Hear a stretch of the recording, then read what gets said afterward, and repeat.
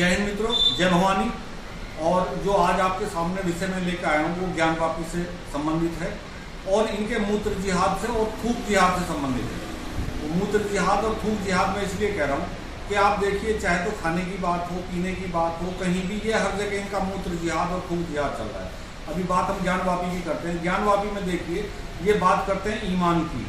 अब इनका ईमान कैसा है और ये कितने ईमान वाले हैं कि इन्होंने एक पूजा स्थल को, एक धार्मिक स्थल को अपने वजू खाने के गंदे पानी से जोड़ दिया। और वजू खाना क्या होता है, ये आप सब परिचित हैं उससे, कि जहाँ ये कुल्ला करते हैं, थूकते हैं, नमाज पढ़ने से पहले जो ये सफाई करते हैं उसे कहते हैं वजू करना, वजू खाना। उसमें थूकते भी हैं, मुंह भी साफ करते हैं, नाक भी साफ करते हैं, सारा कुछ करते हैं। वो पानी इन्होंने कहाँ भेजना शुरू कर दिया, वो उस शिवलिंग के कुएं में भेजना शुरू कर दिया जहाँ हमारे आराध्य देव विराजमान है। ये नास्तिक हैं या ये बुत परस्ती नहीं करते हैं, इससे कोई लेना देना नहीं है। लेकिन बात ईमान की अगर करते हैं तो ईमान अगर इनके पास होता तो ये उस गंदे पानी को वहां पे शिवलिंग के पास ना भेजते, उसको किसी नाले में व्यवस्था कर सकते थे। अब इनके जिहाद की बात है जहां तक, तो मैं इनके आपको एक नहीं 101 जिहाद हैं जो ये चला रखे हैं इन्होंने। भाई सबसे पहले मूत्र जिहाद, थूक जिहाद, और अभी थूक जिहाद की बात मैंने बहुत सारी वीडियो आपने भी देखी होंगी, मैंने भी बहुत सारी वीडियो देखी हैं। लेकिन अभी एक जिहादी को हमने अभी 10 तारीख को रात को मई में पकड़ा, उसको पकड़ के खरकोदा थाने में हमने उसको लेके आए और उसको जेल भी भिजवाया, खुद उसकी वीडियो बनाई है हमने। मतलब एक तो अब हम देखते आ रहे थे, सुनते आ रहे थे कि पता नहीं शायद ऐसा है या नहीं है, उन सैकड़ों वीडियो को छोड़ दो। लेकिन मैं उस वीडियो की बात कर रहा हूँ जो हमने खुद बनाई है और खुद उस जिहादी को पकड़ा है थूकते हुए। मतलब आप देखिए इनकी मानसिकता कि ये खाने में थूक रहे हैं, ये पेशाब कर रहे हैं। अगर कोई जूस बेच रहा है तो उसमें पेशाब कर रहा है, अगर कोई बिरयानी बेच रहा है तो उसमें मूत रहा है, उसमें थूक रहा है। मतलब इनका जिहाद किस तरह से चला हुआ। और उसके बाद मोहल्ला जिहाद, उसके बाद कस्बा जिहाद, शहर जिहाद, प्लॉट जिहाद, जमीन जिहाद। एक अब और जिहाद की बात बताऊं मैं आपको कि अभी अभी एक वीडियो मैंने देखा था, एक व्यक्ति ने बनाया, वो किसी ने कुरुक्षेत्र से, यानी कि देखिए 5000 साल पहले, जबकि इस्लाम का प्रादुर्भाव भी नहीं हुआ, उस समय सबको पता है, पूरे विश्व को पता है कि भगवान श्री कृष्ण ने अर्जुन को गीता का उपदेश दिया था कुरुक्षेत्र में। जब मुसलमान थे ही नहीं, इस्लाम था ही नहीं, तो वहां कहां से जो है वो आ गई, कब्र आ गई। उस समय की कब्र उन्होंने वहां बना दी और वहां एक पीर का निर्माण कर दिया। यानी जब प्रादुर्भाव नहीं हुआ तो ये इनका जिहाद, लैंड जिहाद किस तरह से चल रहा है। एक और जिहाद मैं आप सबको चेतावनी दे रहा हूं और चेता रहा हूं, एक जिहाद इन्होंने शुरू कर दिया है, पानी जिहाद। अब वो आप कहोगे पानी जिहाद कैसे चल रहा है। पानी जिहाद ऐसे चल रहा है कि इन्होंने जो नदियों के किनारे अब अपने डेरे डालने शुरू कर दिए, चाहे वो रोहिंग्या है, बांग्लादेशी है, कोई भी है, अब इन्होंने कब्जा करना शुरू कर दिया नदियों के किनारे। अब वो भी जिहाद कैसे कर रहे हैं कि वहां भी ये गंदगी फैला रहे हैं। मतलब किसी भी स्तर से गंदगी फैलाने से किसी भी स्तर तक जा सकते हैं और बाज नहीं आ रहे। तो सबसे पहले तो मैं ये कहूंगा सभी सनातनी भाइयों को कि इनके जो खाने पीने की चीजें हैं, बाकी तो इनका बहिष्कार जो हो, लेकिन कम से कम जो खाने पीने की चीजें हैं वो इनसे ना खरीदें, क्योंकि कोई भरोसा नहीं है कि आप इनका मूत्र ग्रहण कर रहे हैं या इनका थूक ग्रहण कर रहे हैं। मल मूत्र थूक सब कुछ ये उसमें मिला रहे हैं, उससे ये बाज नहीं आ रहे। और ये मैं नहीं कह रहा हूँ, ये आपके जानकारी में सैकड़ों वीडियो, हजारों वीडियो आपको मिल जाएंगी। अब YouTube पे जाइए और थूक मूत्र जिहाद केवल डाल के आप वीडियो देखिए, आपको सैकड़ों की तादाद में वीडियो मिल जाएंगे। तो ये इस स्तर तक गिर चुके हैं। अब बात करते हैं ज्ञानवापी मस्जिद की, कि इतना सब कुछ होने के बाद, जबकि इनको पता है हमारा आराध्य देव है और ये वहां थूक जिहाद और मूत्र जिहाद कर रहे हैं। अब उसके बाद क्या हो रहा है, ओवैसी, रहमानी, बिस्लानी, पता नहीं कितने सारे लोग आ गए हैं, मैं नाम किस किस के लूं, कितने गद्दार इकट्ठे हो गए हैं। वही अभी कह रहे हैं कि अयोध्या मंदिर पे तो हम चुप रह गए। अयोध्या ये मंदिर नहीं कहते, ये तो मस्जिद कहते हैं, बाबरी मस्जिद, कि बाबरी मस्जिद पे हम चुप हो गए, वो शहीद हो गई, लेकिन अब कोई भी मस्जिद शहीद नहीं होगी। मैं इनसे ये कहना चाहता हूं, जब आप मस्जिद की बात करते हैं और आप मंदिर की बात करते हैं, दोनों की जब तुलना करते हैं, जब आपके धर्म का, आपके मजहब का प्रादुर्भाव ही अब से 1478 साल पहले, 1500 साल पहले हुआ है, तो अब से 4000 साल पहले आपकी मस्जिद वहां कहां से आ गई। चाहे मथुरा की बात करें, चाहे काशी की बात करें, चाहे अयोध्या की बात करें। अब दूसरी बात आती है, जिनको तुम अपना खुदा समझते हो, चाहे वो औरंगजेब है, चाहे वो बाबर है, चाहे वो सिकंदर है, चाहे कोई भी है, A to Z, कोई मुगल कहीं से आया, कोई मंगोलिया से आया, कोई यूनान से आया, कोई ईरान से आया। अरे वो लोग थे ही नहीं यहाँ के, वो तो सब बाहर से आने वाले लोग थे। तुमने उनको अपना खुदा बना लिया। औरंगजेब का पता नहीं है, अपने भाई का कत्ल किया, बाप को उसने बंदी बनाया। इनके आइडियल देखिए, आइडियल कैसे हैं। तो जिन लोगों के आइडियल औरंगजेब हों, जिनके आइडियल खिलजी हों, जिनके आइडियल बाबर हों, आप उनसे क्या उम्मीद कर सकते हो? क्या मिलेगा उनसे? उनसे वही मिलेगा जो इन्होंने उनसे सीखा है, जिहाद, कत्लेआम, बलात्कार, लूट मार, यही तो करने आए। अब ये बार बार एक बात कहते हैं कि ये वो मस्जिद तामीर उसने कर दी बाबर ने, ये मस्जिद तामीर कर दी औरंगजेब ने, ये मस्जिद तामीर कर दी उसने। इन उल्लू के पट्टों से, इनसे ये पूछे गधों से कि अगर वो इतने ही होशियार थे, इतने ही समझदार थे, तो उन्होंने मक्के मदीने में क्यों नहीं बिल्डिंगें बनाई? उन्होंने यूनान में क्यों नहीं बिल्डिंगें बनाई? उन्होंने अरब अमीरात में क्यों नहीं बिल्डिंगें बनाई? उन्होंने मंगोलिया में क्यों नहीं बिल्डिंगें बनाई? वो सारी बिल्डिंगें भारत में क्यों पाई जाती हैं? क्योंकि भारत के शिल्पकार विश्वविख्यात थे और हैं। इन्होंने उन्हें तोड़ फोड़ के, उनको रूप बिगाड़ के उनका, और वहां मस्जिद का जो है मामला घुसेड़ दिया हर जगह। क्योंकि आदत आई, जब आपको सबको पता है कि 800 साल तक इन्होंने भारत में यही किया है। इसके अलावा अगर अब दूसरी बात करते हैं, ये बात करते हैं अपने अधिकारों की।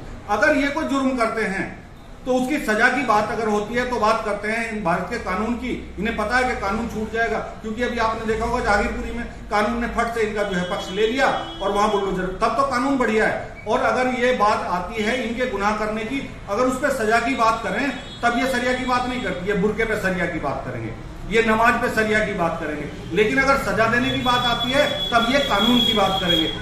कारण क्या है उसका? कारण ये है, अगर सजा की बात ये कानून के हिसाब से ना करके सरिया के हिसाब से करें तो ये फूक जिहाद है। इस पे क्या है सरिया में? गर्दन कलम। इसलिए वहां ये सरिया नहीं चाहते। मूत्र जिहाद है, भुगतान काट दिए जाएं, वहां ये सरिया की बात नहीं करते, वहां ये कानून की बात करते हैं। क्योंकि बड़े आसानी से बच के निकल जाएंगे। सजा होगी तो 2 महीने की, 3 महीने की, या 1 साल की, या मैक्सिमम 2 साल की। तो वहां ये बात किस चीज की करेंगे? वहां ये बात करेंगे भारतीय कानून की। लेकिन जहां इनका अपना पक्ष मजबूत है, ये वहां बात करेंगे सरिया की।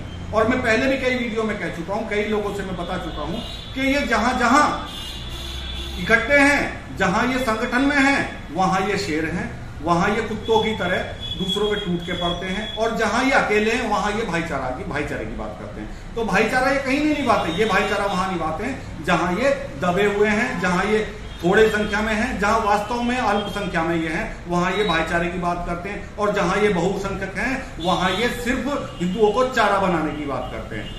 लेकिन अब मैं एक बात, ये ओवैसी जैसे जितने भी हैं उन सबको कहना चाहता हूं, नाम अलग अलग क्या लूं मैं, चाहे वो अब्दुल्ला खानदान है, चाहे वो महबूबा है, चाहे ओवैसी है। एक बात मैं इन्हें समझा देना चाहता हूं, ये जो बार बार कभी कोई मौलाना, कभी कोई आके कहता है कि भाई हम अपने युवाओं को अभी पकड़ के बैठे हुए हैं, यदि हमने उन्हें खोल दिया, ये सारे लोग यही कहते हैं, यदि हमने उनको छूट दे दी तो कयामत आ जाएगी। मैं ये कहता हूं कि आप कयामत लाइए, आप उन्हें छूट दीजिए।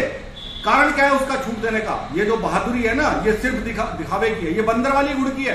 क्या पूरा विश्व नहीं जानता? महाराजा रणजीत सिंह ने तुम्हें सलवार पहनने पे मजबूर कर दिया, और आपने सलवार क्यों पहन ली? तलवार के बल पे। अगर आप बहादुर होते, आपके पुरखे बहादुर होते, तो आप ये सलवार पहन के ना बैठते। लेकिन अभी भी समय है आपके पास कि आप सनातन में वापस लौट आओ। ये औरंगजेब जैसे धूर्त, लुटेरे, मक्कार आपके आइडियल नहीं हो सकते। अगर आपके ये आइडियल हैं तो आप इस देश के गद्दार हैं, और इस गद्दारी से आपको कोई नहीं बचा सकता। यदि आपको इस देश में रहना है तो भारतीयता की तरफ लौटे, सनातन की तरफ लौट के आइए।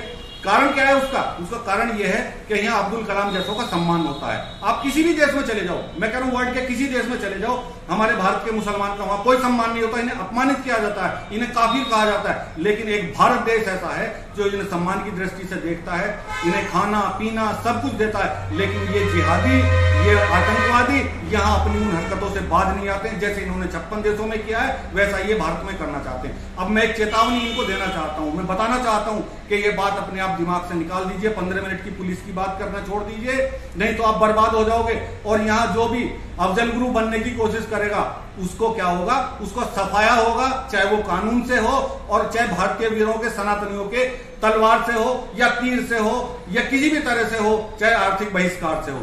तो अब आप ये बात अपने दिमाग से निकाल दीजिए कि और ये मस्जिदें जितनी भी हैं जो आपने बनाई है, बलात् तरीके से बनाई है, ये सभी मस्जिदें गिराई जाएंगी, निश्चित रूप से गिराई जाएंगी। तुम्हारे बाप का नहीं है हिंदुस्तान, ये मस्जिदें कहीं से आई नहीं है, ये मस्जिदें तुमने ठोक दी हैं हर मंदिर में। 3.5 लाख मंदिरों का इतिहास है, 1-2 का नहीं है। तो ये 3.5 लाख मंदिरों में तुमने जो मस्जिदें घुसाई हैं, ये सब वापस करनी पड़ेंगी।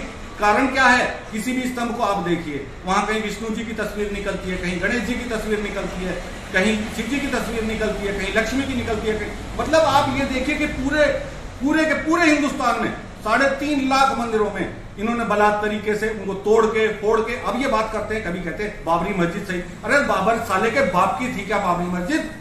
राम की मस्जिद, राम के मंदिर को आप मस्जिद बनाने पे तुले हुए हैं। शंकर जी का स्थान है काशी में, पूरी दुनिया जानती है, अब से 3,500 वर्ष पूर्व से वो स्थान वहां है, जिसको ये साले कह रहे हैं कि वो ज्ञानवापी मस्जिद है। ज्ञानवापी नाम ही संस्कृत का है, संस्कृत का तुम्हारे से क्या लेना देना है? साले अरबी जानते थे या उर्दू जानते थे, जितने भी बाहर से आक्रांत आए। तो साले जब तुम्हारा नाम तक भी अपना नहीं है उसमें, तो तुम्हारी मस्जिद वहां कहां से आ गई? दूसरी बात, अभी ये बात कर रहे हैं साले कुत्ते जो हैं, ये दल्ले, ये कह रहे हैं कि वो ज्ञानवापी मस्जिद में जो निकला है वो शिवलिंग को, ये कह रहे हैं फव्वारा निकला है। अब आप इनकी धूर्तता देखिए और मूर्खता देखिए कि ज्ञानवापी मस्जिद में उस शिवलिंग को ये फव्वारा बता रहे हैं।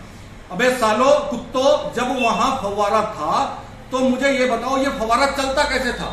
क्योंकि 3,500 वर्ष पूर्व ना तो बिजली थी, ना ऐसी कोई व्यवस्था थी, पंपिंग सिस्टम था, कुओं से, तालाबों से, नदियों से, बाल्टियों से लोग पानी लाया करते थे, चमड़ों के जो बर्तन थे, चमड़े के बर्तनों में पानी लाया करते थे। जब वो व्यवस्था ही नहीं थी फव्वारे वाली, तो साले फव्वारा कहां से आ गया? हम खुद तो इनसे पूछे फव्वारा कहां? कोई उसमें मोटर सेट निकला है, कोई पंप सेट निकला है, कोई पाइपलाइन निकली है जो फव्वारा इसको बना रहे? इनकी धूर्तता है, और ये धूर्तता इनको महंगी पड़ेगी। मैं हर एक जिहादी से कहना चाहता हूं, ये धूर्तता तुम्हें महंगी पड़ेगी, ये जिहाद तुम्हें महंगा पड़ेगा, क्योंकि तुमने जो खिलवाड़ किया है वो सनातन संस्कृति से किया है, हमारी आस्थाओं से खिलवाड़ किया है, हमारी भावनाओं से खिलवाड़ किया है, हमारे जितने भी गुरु हुए हैं या जितने भी भगवान हुए हैं उनको आपने अपमानित किया है, और इस अपमान का बदला आपको देना पड़ेगा, निश्चित रूप से देना पड़ेगा, आज नहीं तो कल। और जहां तक बात अब आपके तलवार की और तीर की है और आपके धुरंधरों की, जिनको आप कहते हैं हम छोड़ देंगे, यदि सनातनी खड़े हो गए, क्या सनातन में सबने चूड़ियां पहन रखी हैं? क्या सनातन में योद्धा नहीं है? सनातन के योद्धा अगर खड़े हो गए तब तुम्हारा क्या होगा? आप आज मान लिया हमने तो हिंदुस्तान में 30 करोड़ हो, ठीक है आप 30 करोड़ हो, लेकिन बाकी के जो 100 करोड़ हैं अगर वो खड़े हो गए तब तुम्हारा क्या होगा? उनमें युवा नहीं है क्या? या उनमें योद्धा नहीं है क्या? उनमें योद्धा है, उन्हीं योद्धाओं ने तुम्हें सलवार पहनने पे मजबूर कर दिया, और उन्हीं योद्धाओं की वजह से तुम साले आज सलवार पहन के घूम रहे हो, चूड़ियां पहन के घूम रहे हो, कभी कहीं औरतों को सामने करते हो, कभी कहीं किसी को सामने करते हो।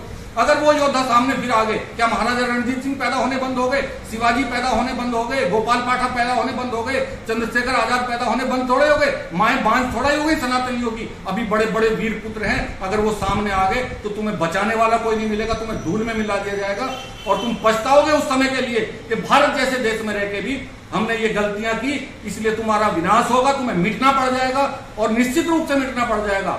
मैं बस इतना ही कहूंगा कि या तो सुधर जाओ और नहीं तो मिट जाओगे और मिटा दिए जाओगे। जय भवानी, जय हिंद।